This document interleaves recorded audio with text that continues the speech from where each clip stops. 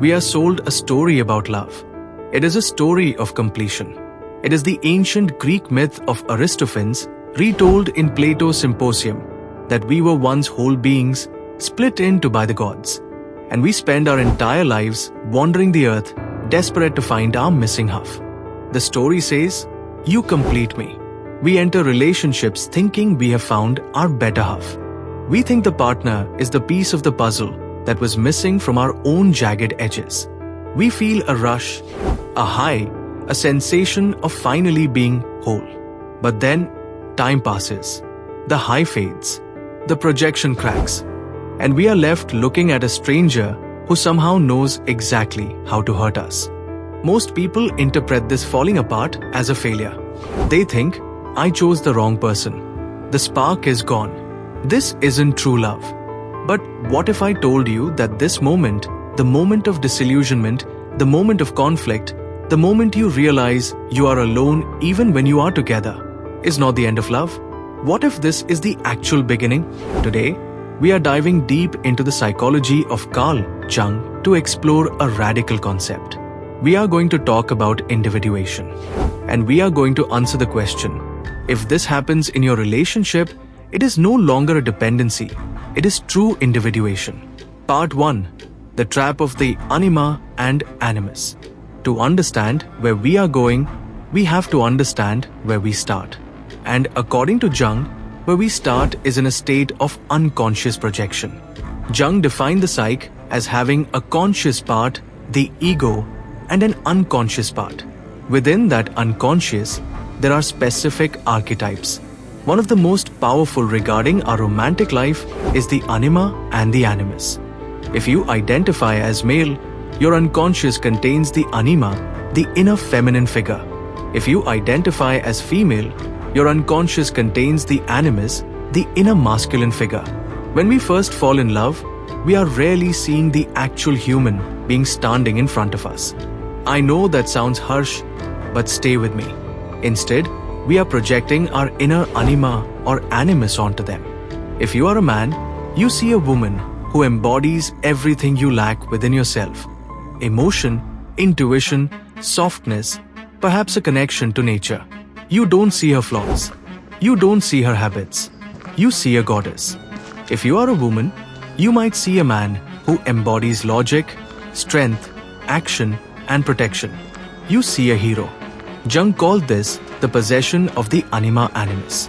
We are literally possessed by an inner image that we have pasted over the face of a real human being. In this stage, the relationship feels magical. It feels like destiny because it is psychological destiny. You are encountering your own soul, but you think it's them. But here is the rule of the psyche. Reality always intervenes. Part 2. The disillusionment, the Nigredo.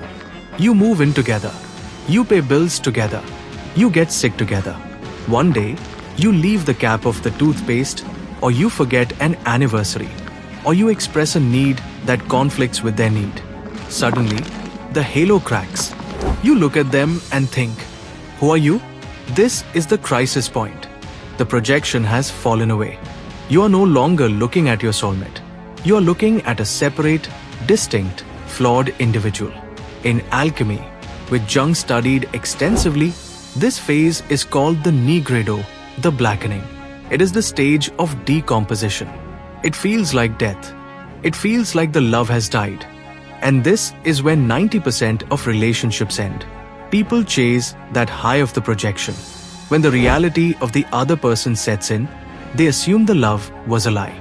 So they break up, go find someone new, project the anima or animus onto the new person, and repeat the cycle. But Jung suggests a different path. He suggests that if you stay, if you have the courage to stay through the Nigredo, something entirely different begins to happen. Part 3. What is individuation? We need to define the core term here. Individuation. Individuation is the process of becoming a psychological individual. It is the process of separating yourself from the collective psychology, from your parents, and from your own unconscious drives. It is the journey of integrating the shadow, the parts of yourself you repress, and owning your own psyche. Most people think individuation is something you do alone in a cave. And yes, solitude is part of it. But Jung argued that the relationship is actually one of the most powerful crucibles for individuation. Why? Because nothing triggers your unconscious like an intimate relationship. To individuate is to stop expecting your partner to be your parent. It is to stop expecting them to save you from your own loneliness. It is to realize that no other person can ever make you whole. Only you can make you whole. And when this realization hits the relationship, the dynamic shifts violently. Part 4.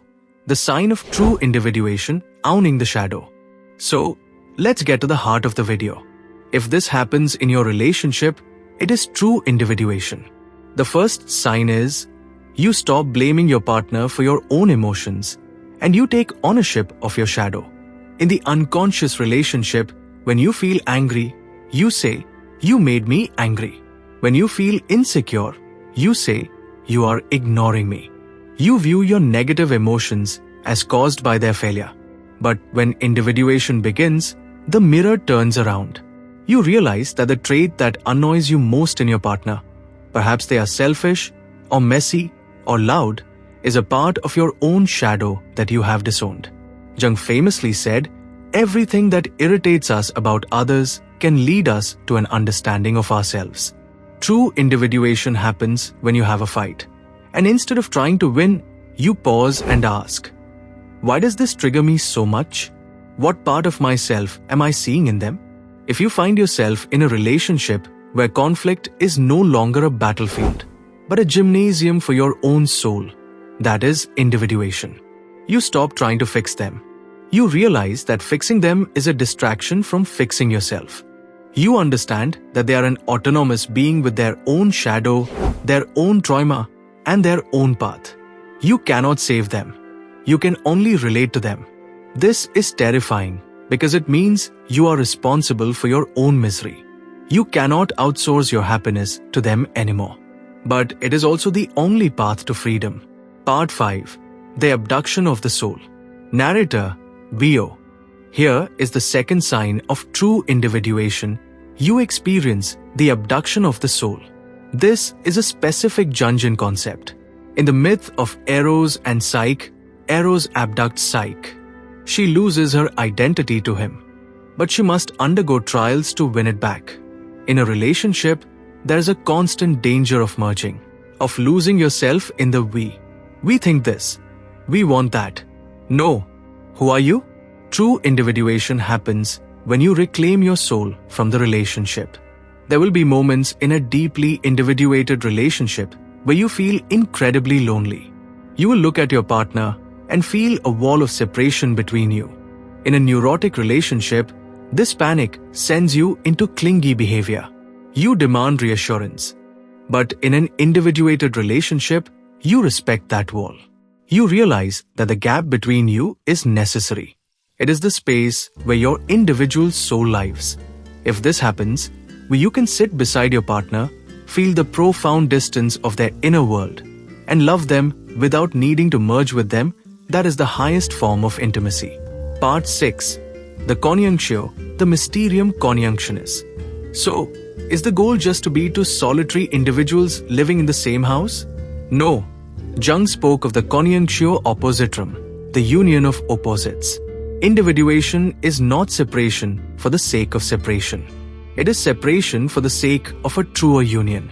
When two people are not projecting their fantasies onto each other, when they have taken back their shadows, and when they have reclaimed their sovereignty, only then can they truly see each other.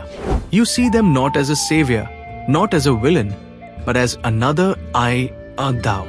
Martin Buber called it the I-thou relationship.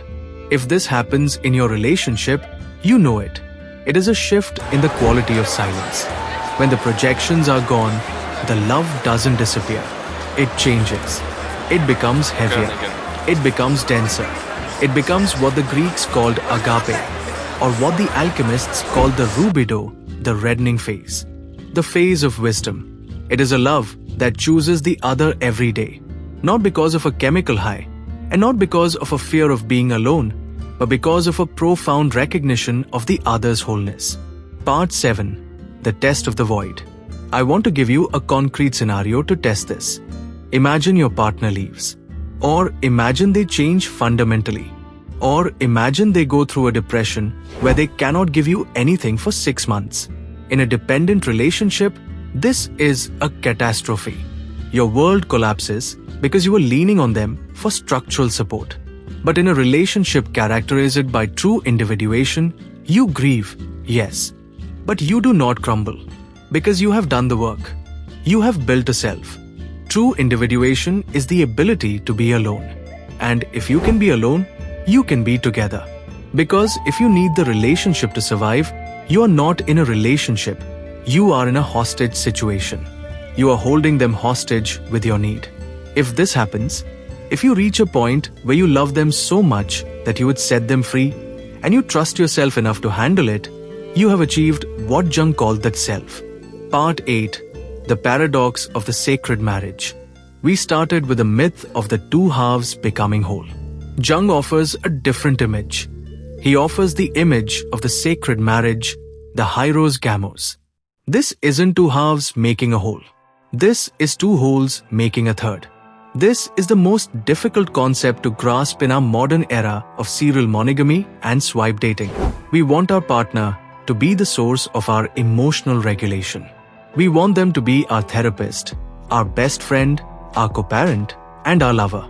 But the individuated partner knows, I cannot be everything to you, and you cannot be everything to me. If this happens in your relationship, if you stop demanding that your partner fulfill every single one of your archetypal needs, you free them. And you free yourself. You realize that your need for emotional safety might need to be met by friends.